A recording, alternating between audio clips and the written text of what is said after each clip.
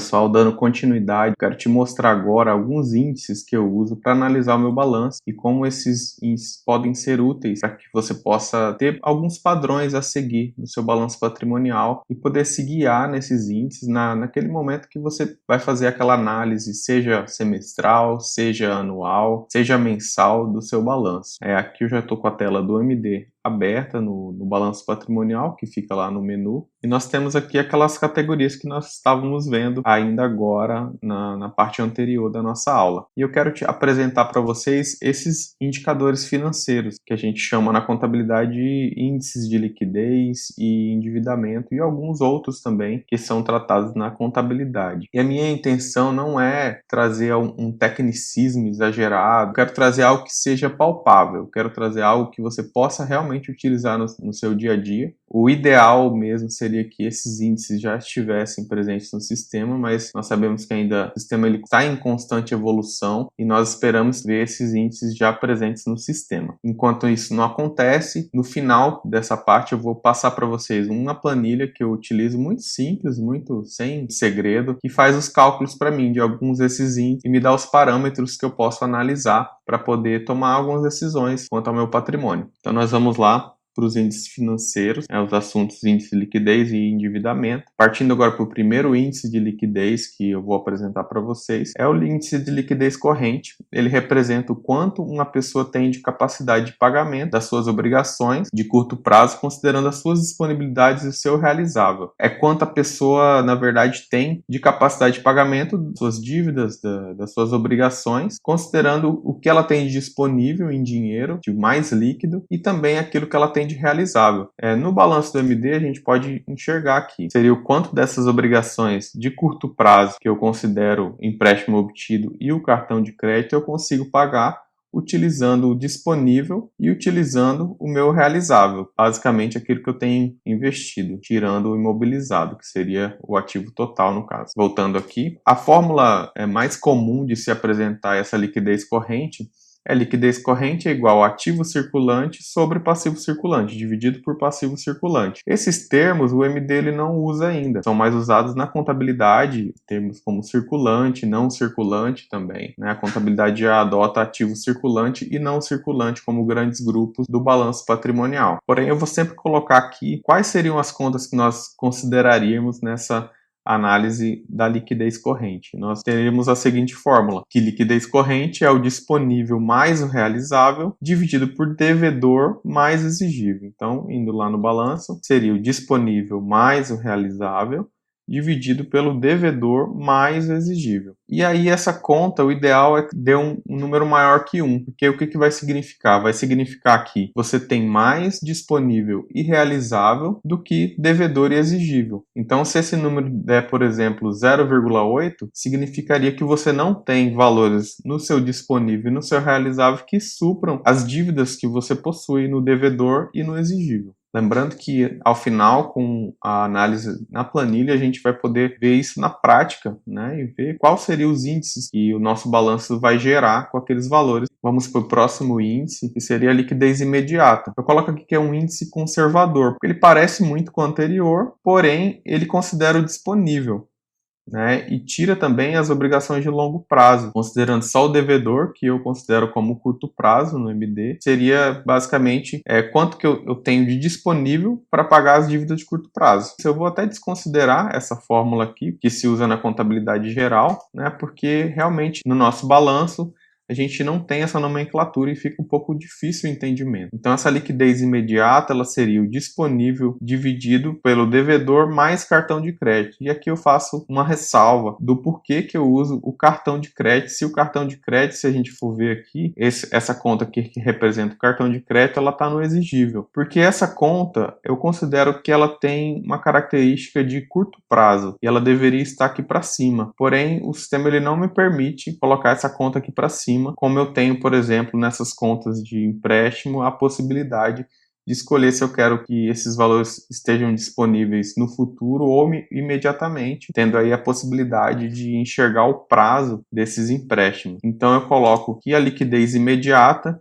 ela é disponível dividido por devedor mais cartão de crédito. E o ideal é que essa divisão resulte no índice maior que 1 também, significando que eu tenho mais disponível do que valores inscritos no devedor e em cartão de crédito, que seriam obrigações de curtíssimo prazo, né? Se a gente for pensar, o cartão de crédito, por mais que ele tenha um certo parcelamento, mas ele é de curto prazo. Geralmente não se parcela para mais de um ano. O próximo aqui é a liquidez geral ou a solvência geral. Ele é também chamado de solvência geral. Ela indica a saúde do patrimônio de uma maneira global, mostrando o panorama do longo prazo. Então, ela foca mais nesse longo prazo. Ela nos diz quanto nós temos de ativos totais para pagar as dívidas de curto e longo prazo. Então, ele pega o panorama de curto e longo prazo e nos apresenta esse índice que também tem que ser maior que 1 ao considerar o ativo total dividido pelo passivo total. Facilmente, se esse índice der menor que 1, você já tem uma ideia de que você tem muitos passivos no seu patrimônio e poucos ativos para eventualmente saldar esses passivos. E por fim, nós temos o índice de endividamento geral, que ele vai medir a dimensão da dívida total, da sua dívida total do seu patrimônio em comparação com o seu ativo total. Então, quanto menor esse índice, melhor será, porque ele vai representar qual a porcentagem do seu ativo total vai estar comprometido com dívidas, e no caso aqui eu faço também uma segregação de empréstimos ou financiamentos. Eu vou pegar só as contas que dizem respeito a empréstimos e financiamentos para considerar nesse índice de endividamento geral.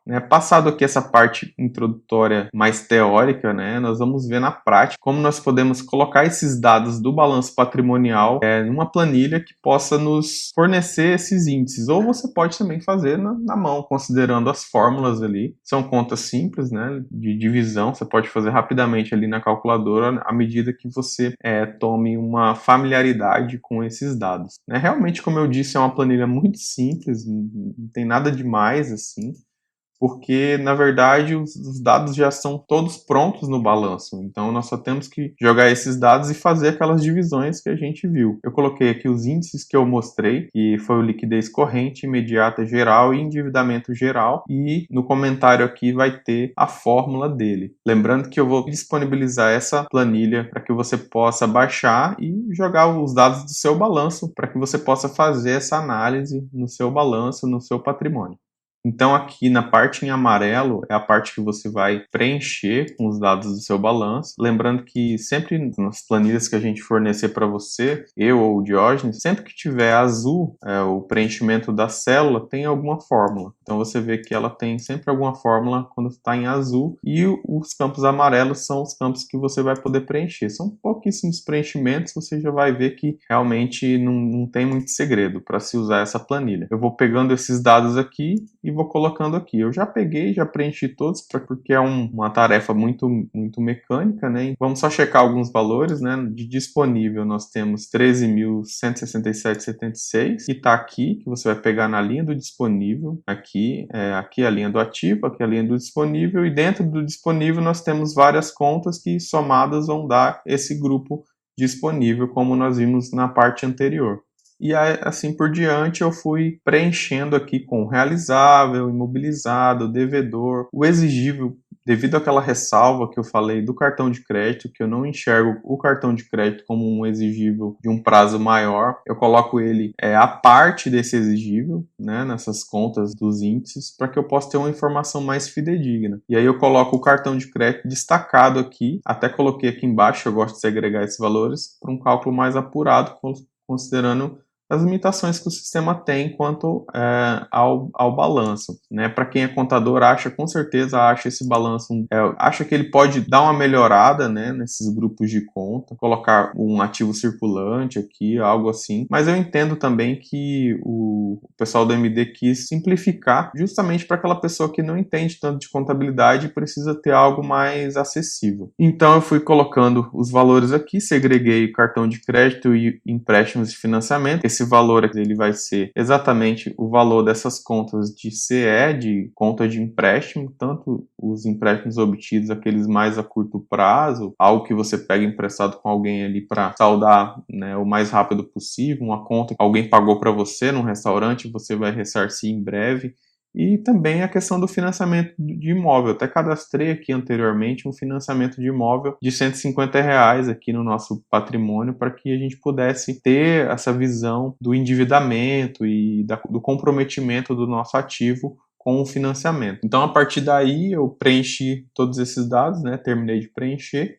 e o sistema já me deu aqui os índices. Então, nós temos que a liquidez corrente, que ela considerou aí o disponível mais o realizável dividido pelo devedor mais o exigível, ela deu 0,98, o que já geraria um nível de alerta, porque se a gente for pensar, nós não temos disponibilidades mais ativos no nosso realizável capazes de pagar imediatamente o nosso devedor mais o nosso exigível. Então já acenderia uma luz de alerta, né? Ele não chegou a 1, está em 0,98. Eu coloquei aqui do lado a porcentagem também, para que você possa entender que a parte de baixo da nossa fração corresponde a essa porcentagem. Então nós temos que o devedor mais o exigível, ele perfaz 98% do nosso disponível mais o realizável. Então sempre vai ter essa porcentagem aqui do lado. A liquidez imediata, nós vemos que está muito boa. Ela considerou ali o disponível dividido pelo devedor mais cartão de crédito.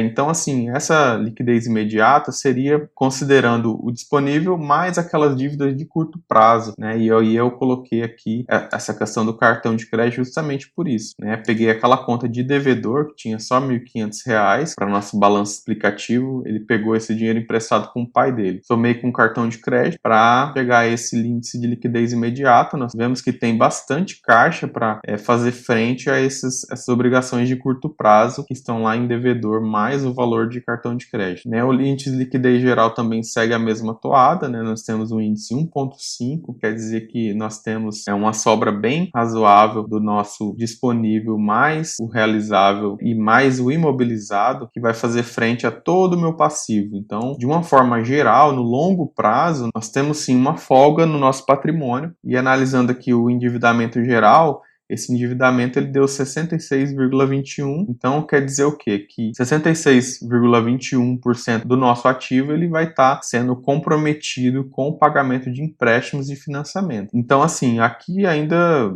ok, nós temos uma situação razoável, né? Um endividamento que não está tão alto, né? O ideal é que sempre esse endividamento seja o mais baixo possível, né? Ele não chega a 100 aqui por cento. O meu ativo não está totalmente comprometido com empréstimos e financiamentos, mas você imagine que se eu trocar esse valor aqui, que é 150 mil mais o 1.500, digamos que eu coloco aqui 400 mil, que é uma realidade de muita gente. Muita gente tem empréstimos e financiamentos nesses valores, mesmo não tendo um ativo que suporte muitas vezes esses valores. E se você tem financiado esse valor, você já teria um endividamento que passaria 74% do seu ativo. Então, assim, já seria um motivo de alerta para que você pudesse, o mais rápido possível, ir saldando essas dívidas para que o seu endividamento não fosse tão grande. Então a gente chega ao final de mais essa parte. Lembrando que esses conceitos eu procurei trazer de uma forma muito tranquila, muito simples, para que você entenda que você pode também se beneficiar desses índices na sua análise de balanço patrimonial. Lembrando também que eu vou deixar abaixo dessa aula esses arquivos, tanto o arquivo que eu mostrei aqui dos indicadores, para você ter acesso a essas fórmulas e esses conceitos, e também essa planilhazinha para que você possa jogar essas informações aqui e ter uma ideia desses índices de liquidez e do índice de endividamento geral, que você possa fazer uma análise aí muito rápida e muito simples da sua carteira e tomar boas decisões. Nós nos vemos na próxima parte e eu espero você.